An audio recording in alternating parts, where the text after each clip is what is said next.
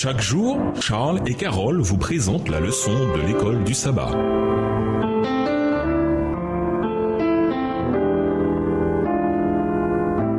Bienvenue dans votre émission. Dieu nous parle. Nous voilà à la leçon de jeudi, la loi et le péché. Nous entendons souvent les gens dire que sous la Nouvelle Alliance, la loi a été abolie. Et ils citent des versets qui, selon eux, prouvent ce qu'ils avancent. Pourtant, ni la logique derrière cette déclaration, ni la théologie ne sont très solides. Lisons 1 Jean 2, les versets 3 à 6, 1 Jean 3, verset 4 et Romains 3, verset 20. Que nous dit ces textes sur le lien entre la loi et le péché? 1 Jean 2, les versets 3 à 6. Si nous gardons ses commandements, par là nous savons que nous l'avons connu. Celui qui dit « je l'ai connu » et qui ne garde pas ses commandements est un menteur et la vérité n'est point en lui. Mais celui qui garde sa parole, l'amour de Dieu est véritablement parfait en lui. Par là nous savons que nous sommes en lui. Celui qui dit qu'il demeure en lui doit marcher aussi comme il a marché lui-même. 1 Jean 3, verset 4. Quiconque pêche transgresse la loi et le péché est la transgression de la loi. Romains 3, le verset 20.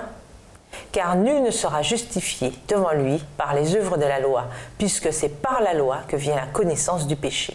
Il y a quelques siècles, Jonathan Swift a écrit « Disons qu'un homme déclare que les mots « boire »,« tricher »,« mentir »,« voler » sont par une loi expulsés de la langue anglaise et des dictionnaires. Est-ce que nous nous réveillerons tous le lendemain matin, tempérants, honnêtes et justes et aimant la vérité? Serait-ce une conséquence logique? De la même manière, si la loi de Dieu avait été abolie, alors pourquoi le mensonge, le meurtre et le vol sont-ils toujours considérés comme mauvais? Si la loi de Dieu avait été changée, alors il faudrait aussi changer la définition du péché.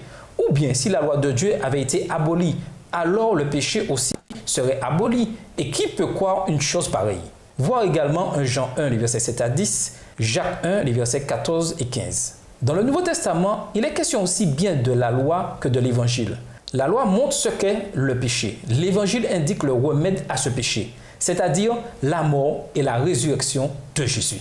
S'il n'y a pas de loi, il n'y a pas de péché. Alors dans ce cas, de quoi sommes-nous sauvés? Ce n'est que dans le contexte de la loi et de sa validité permanente que l'Évangile a du sens. Nous entendons souvent que la croix a invalidé la loi. C'est assez ironique, car la croix montre que la loi ne peut être abrogée ni modifiée. Si Dieu n'a pas abrogé, ni même changé la loi avant que le Christ ne meure sur la croix, alors pourquoi le faire après? Pourquoi n'a-t-il pas aboli la loi juste après le péché de l'humanité pour s'épargner le châtiment légal qu'entraîne la transgression de la loi? De cette façon, Jésus n'aurait jamais eu à mourir. La mort de Jésus montre que si la loi avait pu être changée ou abrogée, cela aurait dû être fait avant la croix et non après. Ainsi, rien ne montre la validité permanente de la loi davantage que la mort de Jésus qui a eu lieu précisément parce que la loi ne pouvait être changée. Si la loi avait pu être changée pour se mettre au niveau de notre condition déchue, est-ce que cela n'aurait pas été une meilleure solution au lieu que Jésus ait à mourir? S'il n'y avait aucune loi divine contre l'adultère, cet acte causerait-il pour autant moins de souffrance et de peine qu'il n'en cause aujourd'hui à ceux qui en sont victimes? En quoi votre réponse vous aide-t-elle à comprendre pourquoi la loi de Dieu est toujours en vigueur? Quel est votre propre vécu des conséquences de la transgression de la loi de Dieu? Et nous vous laissons avec ces questions du jour. Qu'avaient en commun les Juifs et les gentils pendant toutes ces années passées? Les choses ont-elles changé aujourd'hui? Les musulmans et les chrétiens ont-ils encore les mêmes choses en commun que les Juifs et les gentils avaient? Au revoir. Et à demain si je veux. Dieu nous parle. Chaque jour, Charles et Carole vous présentent la leçon de l'école du sabbat.